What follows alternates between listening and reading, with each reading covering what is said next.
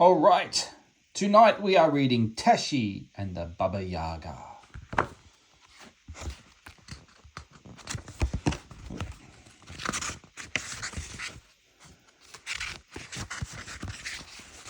Here we go.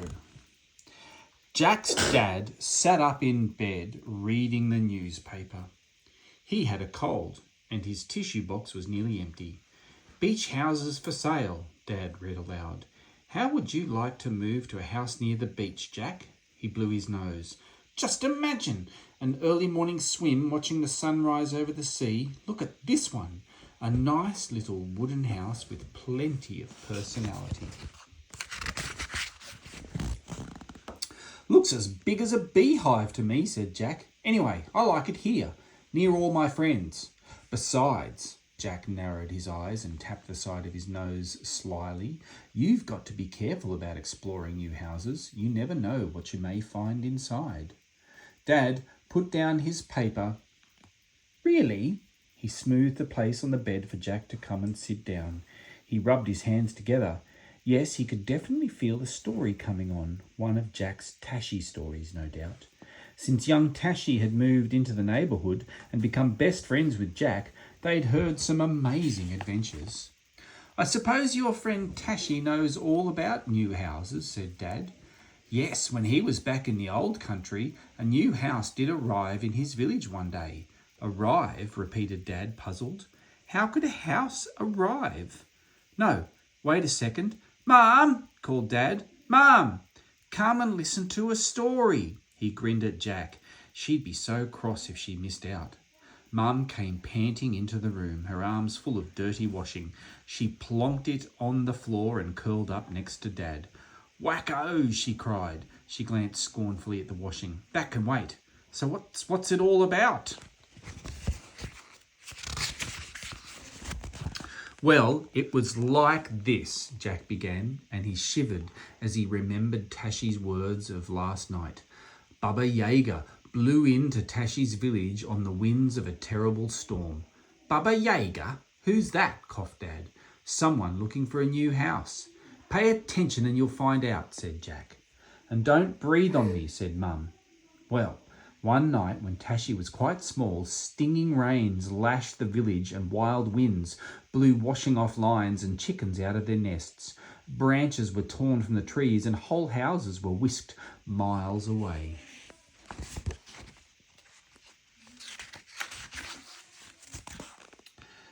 The next morning, when Tashi walked along the road, he saw people scurrying about trying to find lost belongings that had been scattered far and wide.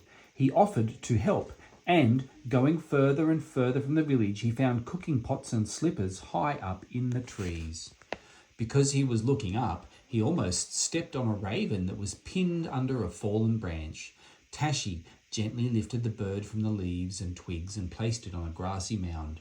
The bird was very weak and thirsty, so Tashi gave it a drink of water from his bottle. Thank you, said the raven. You have been my friend. Maybe one day I will be able to help you. Ho, ho, crowed Dad and blew his nose like a trumpet. Well, Jack went on, as Tashi walked on through the forest, he came upon a house in a clearing where there had been no house before. And what an extraordinary house it was. It stood on scaly yellow chicken legs, and the claws dug deep into the earth. Above, a thread of crooked smoke rose out of a crooked chimney. Dad wrinkled his nose. Just like the newspaper said. A nice little wooden house with plenty of personality. Ah! Did Tashi dare peep inside? Asked Mum. Well, said Jack, it was like this. He put down all his bundles and crept closer. He wanted to see more, but was a bit afraid. And then suddenly the door opened and an old woman stepped outside. Aha! Our first visitor has arrived, Alenka, she crowed to a young girl who came to the window. Won't you come in and tell us all about yourself while you have a glass of tea? Tashi hesitated for a moment, but he was so eager to explore this weird house that he thanked her and followed her inside.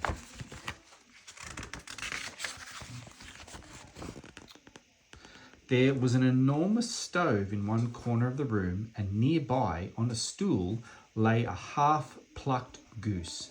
Sticky feathers and smears of blood covered the young girl's hands. As he sipped his tea, Tashi asked the old woman how it was that her house had appeared so suddenly in the forest. The old woman leaned towards Tashi and looked into his face. "My name is Baba Yaga," she rasped, "and I come from a land far, far away.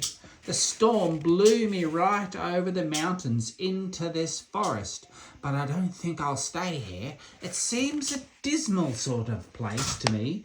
Not many children about." Her voice scraped like sandpaper on wood. Her black eyes pierced Tashi's own. Then she reached over and pinched his arm. "You look a nice, juicy boy, however. If there's one thing I do enjoy, it's boy baked in a pie." Oh, and don't do that.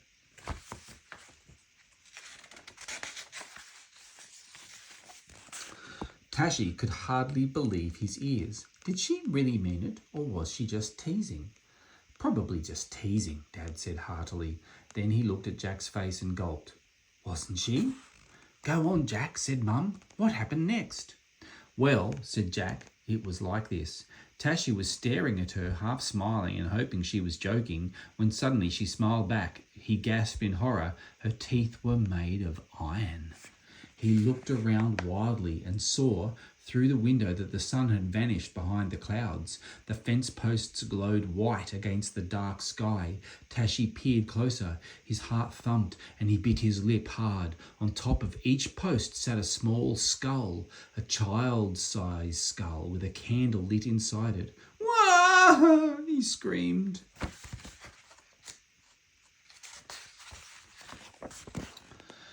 Baba Yaga leapt up. "Take the boy," she roared at her daughter, "and get him ready for baking. We'll have a fine meal tonight."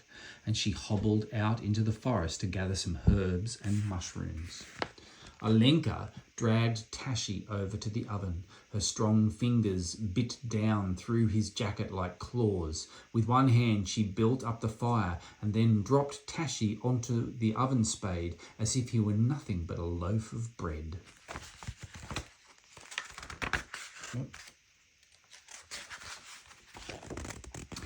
"Quick," he thought, "what can I do?" He gazed longingly through the open door and spied an old apple tree. Aha! His heart leapt with hope. "Don't you use apples and spice when you roast meat?" he asked. "Everyone in my village says it makes the dish much tastier." "Does it now?" said Alenka. "I'll try it then." And she strode out of the room and down the steps to gather some apples in her apron, bolting the door behind her. Quick as lightning, Tashi pulled off his jacket and trousers and shoes and put them on the goose that was left lying on the stool in the corner. He stood back for a moment and look. Wasn't something missing? Of course, the goose boy needed some hair. Hurry, yes, that would do." He snatched up a black sock that Alenka had been knitting and unravelled some of the wool. When he had arranged it with the curl over the goose's face, it looked so real that Tashi felt a bit sick. He just had time to hide in the cupboard before Alenka came back. "That was a good idea of yours, Tashi," she said as she stuck some cloves in the apples. She pushed one apple up each leg and arm of the goose boy's trousers and jacket, and then slid the oven spade right into the red heart of the oven. Inside his cupboard, Tashi trembled. He heard the oven door slam. Soon the smell of cooking crept in through the cracks of the wooden cupboard. When Baba Yaga came back, she scolded Alenka for not waiting for the mushrooms. "Great greedy gizzards! Why don't you do as I tell you? Boy baked in a pie needs mushrooms. You need your brains boiled."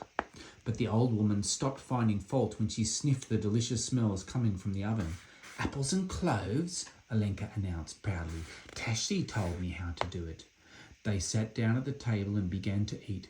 Baba Yaga chewed on a small piece of leg and smacked her lips. This dinner is quite tasty, she said grudgingly. She paused for a moment. For a burp, I bet, said Dad. A woman like that would have no manners.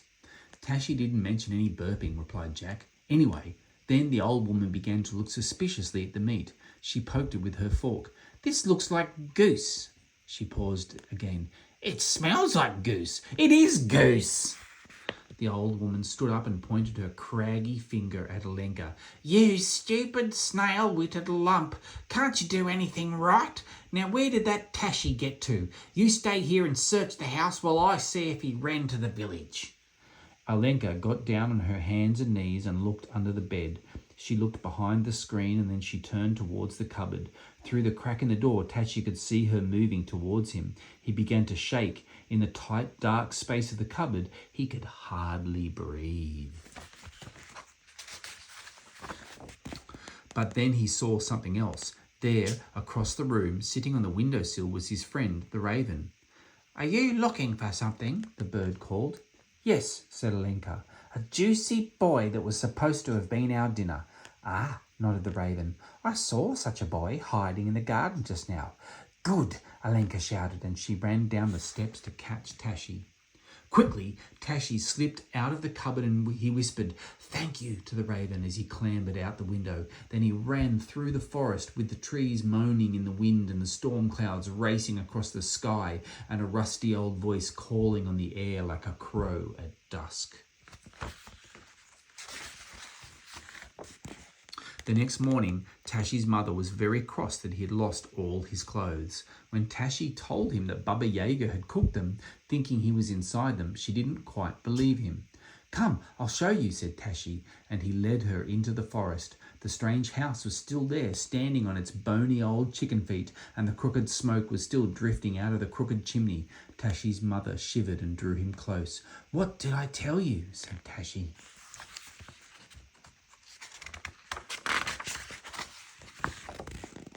But just then, while they were both still staring, the house rose up high on its legs and scurried out of the forest, flying over the mountains and away, never to be seen in Tashi's village again.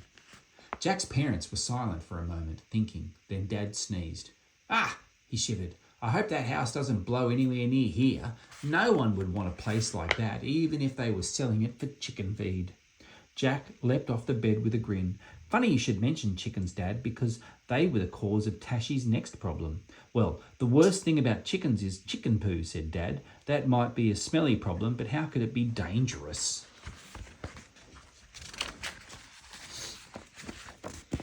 You'll see this afternoon, Jack called over his shoulder as he ran out of the room. Tashi's coming over and he'll tell you himself. Is it the afternoon yet? Asked Dad, who didn't know what time it was since he'd been in bed. Not for hours, Jack called back. Dad groaned and then flopped back on the pillow. Gone. At 4 o'clock, Jack met Tashi at the garden gate. I'm sorry I'm late, panted Tashi, but 3 of our chickens escaped through a hole in the fence and we had to chase them to the creek and back. Pesky things. Tashi wiped his feet on the mat. Jack looked down curiously at Tashi's boots and sniffed. Perhaps I'd better leave them outside, said Tashi. Perhaps, agreed Jack.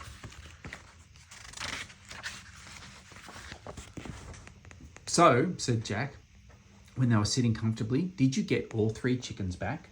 Yes, said Tashi, but I remember a time when it wasn't so easy. Once, every hen in our village disappeared.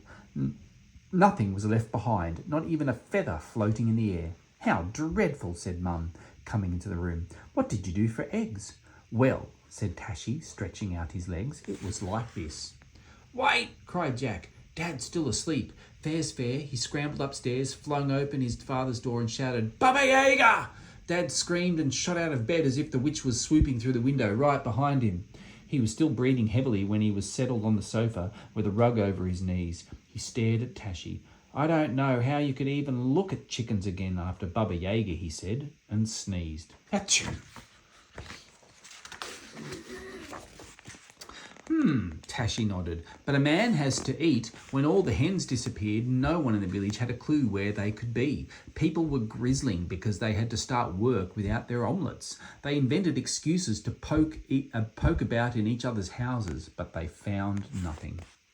One day, my mother threw down her spoon and said she was tired of trying to cook without eggs. She sent me over to third aunt, who worked as a cook for the wicked Baron. Since he was the richest man in the village, she thought that perhaps he might have a few eggs left. "Oh, I remember him," cried Dad. "He was that rascal who kept all his money on the mountain." "Guarded by a pack of white tigers," shuddered Mum.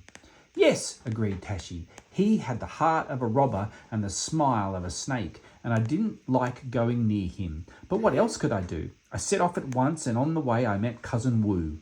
He had just returned from a trip to the city, and he couldn't stop talking about the wonders he'd seen there.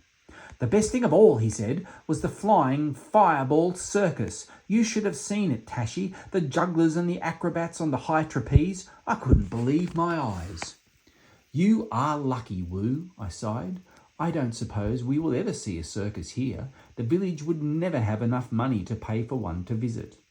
We walked along in silence for a while, and then I asked Cousin Wu if he wanted to come with me to the Baron's house. Suddenly, he seemed to be in a great hurry to visit his sister, so we said goodbye, and I went on my way. Unfortunately, just as I was opening the gate to the Baron's house, the wicked man himself leant out the window and saw me. "Be off with you, you little worm," he shouted. "I don't want to see you hanging about my house." "Worm? He's the worm," said Dad crossly. "Someone ought to squish him." "Well," Tashi went on, "I pretended to run off home, but as soon as the Baron closed his shutters, I ducked back into the kitchen where third aunt had made some delicious, sticky, sweet rice cakes, my favourite. When I had wolfed down 5 or 6, I remembered the eggs."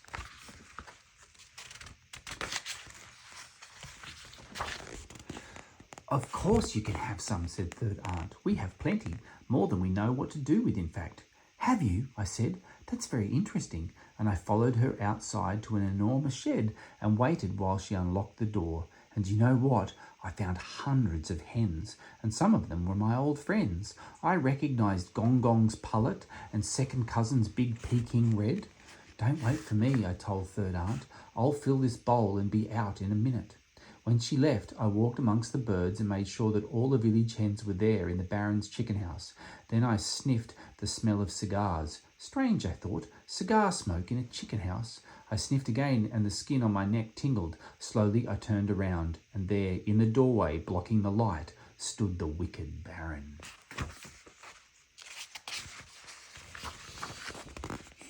He marched inside and closed the door behind him. "So, little worms wriggle into peculiar places," he said with a nasty sneer. "But they can wriggle out again. But can they wriggle out again, I wonder?" "You have stolen all our chickens," I cried. "Why, whatever are you going to do with them?" "That is none of your business. But then, maybe I'll tell you since you won't be here long enough to do anything about it." And he grinned, showing all his glinting gold teeth. "I am going to sell half of them to the river pirate who will be sailing past this house at midnight. Then tomorrow I'll be able to charge whatever I like for my eggs because no one else will have any to sell. I'll make a fortune. Golden eggs they'll be. What do you think of that, little worm?" I stared at him. It was hard to believe anyone could be so mean. "I know," agreed Dad, nodding his head. "The newspapers are full of crooks getting away with it. Makes your blood boil." Well, I was determined he wouldn't get away with it. I edged toward the door. "You can't keep me here," I told him, thinking I could make a dash for it. The Baron laughed fiercely. It sounded like a growl. "Oh no, little fishbait, I have plans for you. I will lock you up in the storeroom until midnight, when the river pirate will take you as well as the hens. A pirate's prisoner, that's what you'll be." And he grabbed me and threw me over his shoulder like a bit of old rope and dropped me into the cold, dark storeroom. At first, there was just darkness and silence. But as my eyes grew used to the gloom, I saw the walls were thick stone and a square of grey light shone in through one small high window. I felt around the heavy iron door, but it was padlocked as tight as a treasure chest. I bent down to study the floor to see if there were any trapdoors or loose stones, and it was then that I saw it. Lying in the corner, curled up like a wisp of smoke, was a white tiger.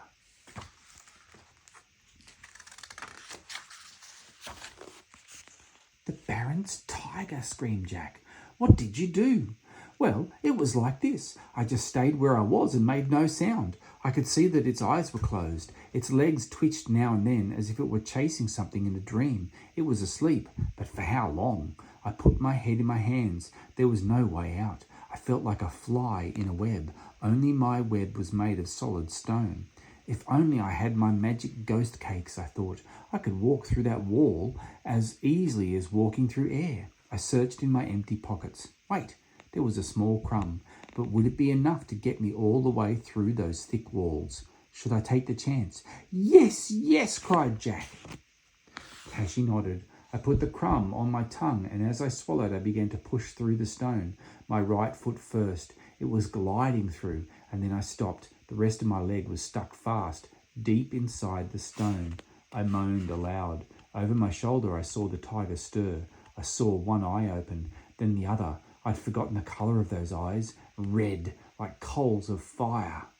The tiger growled deep in its throat. It made me think of the Baron and how he would laugh to see me trapped like this. Slowly, lazily, the tiger uncurled itself.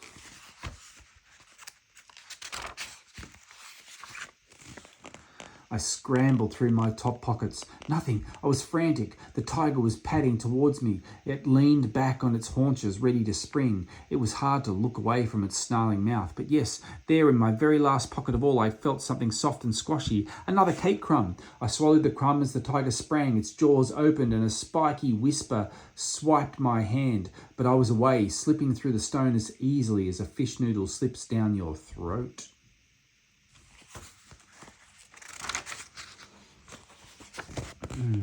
Outside, it was cool and breezy, and I stretched my arms out wide and did a little dance of freedom. Then I saw Cousin Wu coming back from his sisters. I ran to him and told him in a great rush what the Baron had done.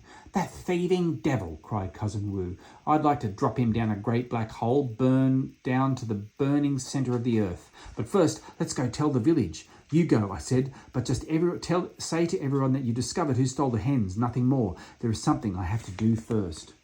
"What?" cried Dad, hanging on to his blanket. Tashi smiled. "I had other plans for the Baron. You see, it was almost midnight. I hurried down to the Baron's jetty to wait for the river pirate. The moon was up, and soon I heard the soft shush-shush of the motor. The boat came round the bend, riding the moon's path of silver. The pirate, tied up at the jetty, stepped out.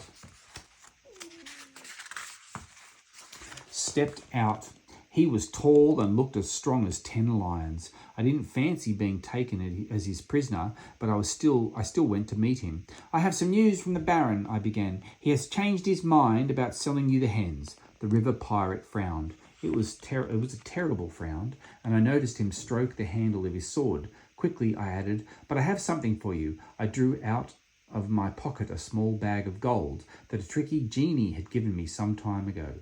"The Baron said that this is for your trouble." Well, the river pirate stopped frowning and clapped me on the back.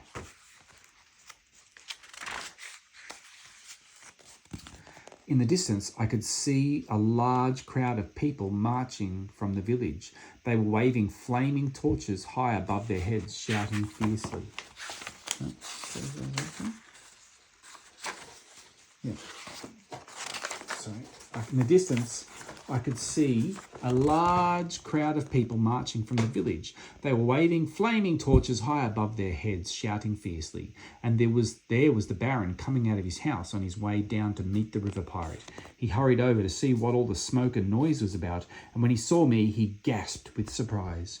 I walked up to him and said sternly, "Here come the villagers. Can you see how angry they are? How furious? You have two choices. Either I will tell them how you stole their hens, and who knows what they will do to you with their flaming torches and fiery tempers, the Baron turned pale in the moonlight. Or, he asked, what about the ore? What's the ore? Ore, I said slowly, stretching out the word like a rubbery noodle. I can tell them you discovered that the river pirate had stolen their hens, and as an act of kindness you bought the hens back for them. The Baron gave a great growl of relief. That's the one I like, Tashi, my boy. But I hadn't finished, and you will invite them all to see the wonderful flying fireball circus, which you will bring here to the village next week. The circus? Are you mad, you sneaky little worm? That would cost me a fortune, roared the Baron. Yes, I agreed. Don't those flames look splendid against the black sky? And when the Baron turned to see, the villagers were almost upon us. Where is the thief? Where is the thief? They chanted. And did the villagers set upon him with their fiery tempers? Dad asked eagerly. No, Tashi smiled. We all went to see the acrobats and the jugglers and the daredevil horsemen at the circus, and we had the best night of our lives.